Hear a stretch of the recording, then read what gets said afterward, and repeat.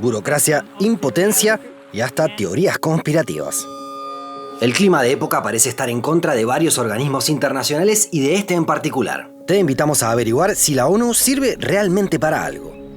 El 24 de octubre de 1945, hace 80 años, entró en vigor la Carta de las Naciones Unidas.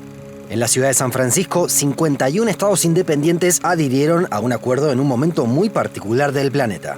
Estaba cerca de concluir la Segunda Guerra Mundial, el segundo gran conflicto armado que atravesaba la humanidad en un par de décadas.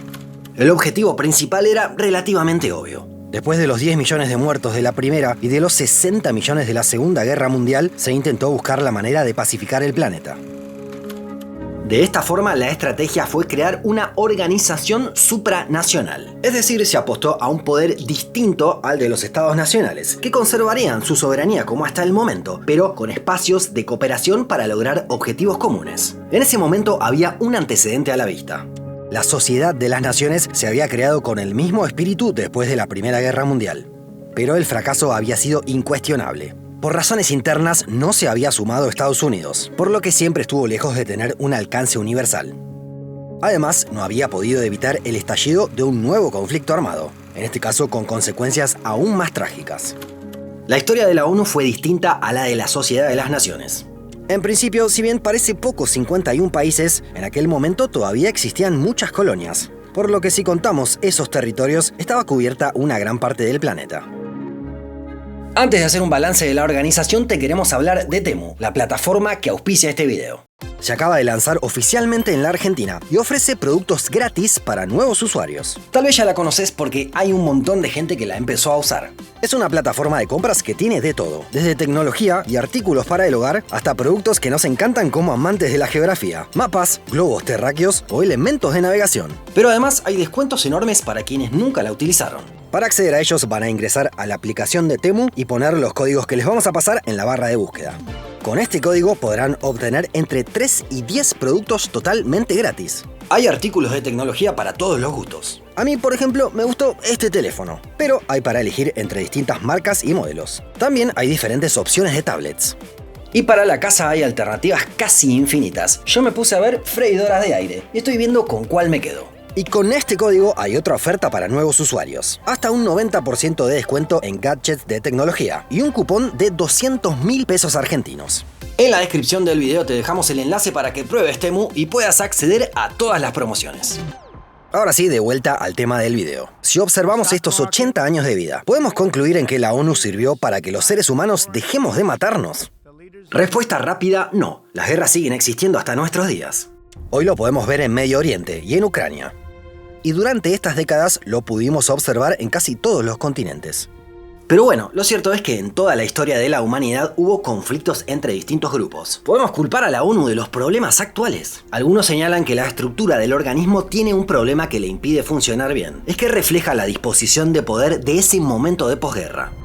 El Consejo de Seguridad, el organismo específico que se encarga del mantenimiento de la paz y seguridad internacionales, está formado por 15 miembros. 10 son rotativos y los otros 5 son permanentes. Y no solo eso, tienen poder de veto. Es decir, para que se apruebe una resolución, tienen que refrendarla los 5. Se trata de las potencias vencedoras de la Segunda Guerra Mundial: Rusia, Estados Unidos, China, Reino Unido y Francia. Esta estructura tiene un montón de problemas. La opinión de uno solo de los 5 traba cualquier iniciativa. Las respuestas llegan tarde y los protagonistas del mundo de posguerra no son los mismos que los actuales. Las relaciones de poder se modificaron en estos años. Por eso hay países como Alemania, Japón, India y Brasil que creen que deberían tener su lugar como miembros permanentes. ¿A que no saben cuál es el problema de todo esto? Cualquier modificación al Consejo de Seguridad debe ser aprobada por todos los miembros permanentes. Lograr el consenso de los 5 parece una utopía en ese sentido, más cuando el objetivo sea que pierdan poder relativo. Esto provocó que, en muchas ocasiones, la ONU dejara de tener un lugar central a la hora de discutir los grandes temas del mundo. Otros organismos o foros, como el G7 o el G20, han logrado ser más ágiles y útiles en los últimos años. Entonces nos encontramos con una organización sobredimensionada, lenta para tomar decisiones, estéril para intervenir en los grandes asuntos, con problemas de financiamiento y que está lejos de cumplir los objetivos que se había trazado en sus inicios. La respuesta a la pregunta inicial parece estar cantada. La ONU no sirve para nada. Sin embargo, lograr la paz en el mundo no fue el único objetivo que se propuso, y en otras áreas sí podemos encontrar muchos avances que se alcanzaron gracias a su aporte. Pensemos por ejemplo en cuestiones climáticas. Los que tenemos recuerdos de los 90 sabemos que en aquella época la preocupación por el agujero de la capa de ozono era muy grande. Poco a poco las señales de alarma fueron cada vez menores, y hoy casi no existen. Pero no fue casualidad.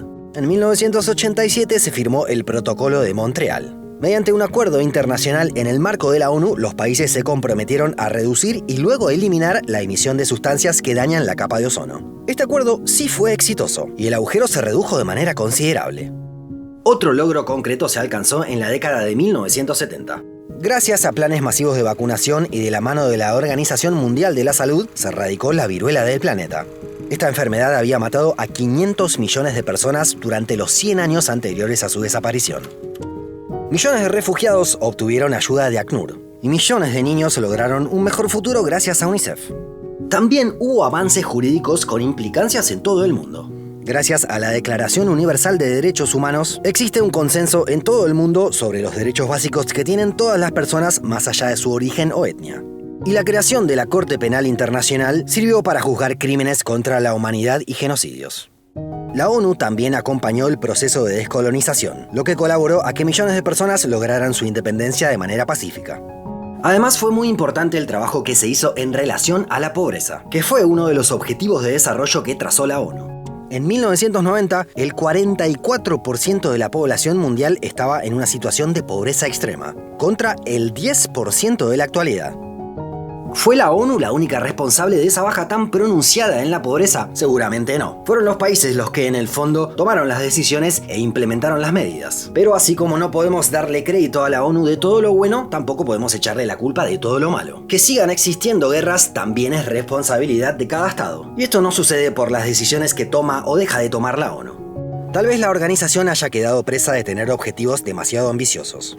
Si la vara para medir si funciona es si llegamos a la paz mundial, bueno, se puede hablar de fracaso. Pero si vemos los logros que se alcanzaron en distintas materias, podemos concluir en que el balance desde su creación es positivo.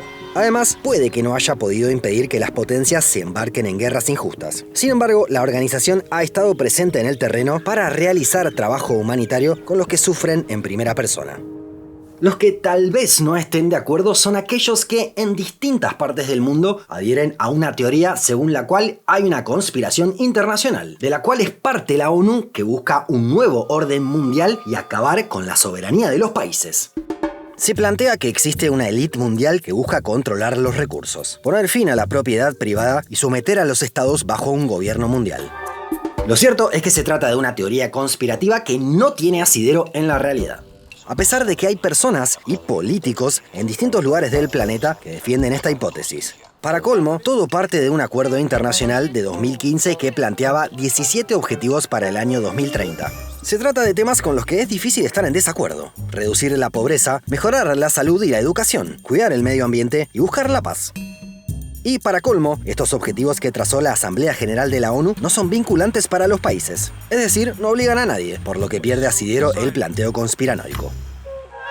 ¿Tiene valor el trabajo que ha hecho la ONU o no sirve para nada? Déjanos tu comentario más abajo. Hasta la próxima.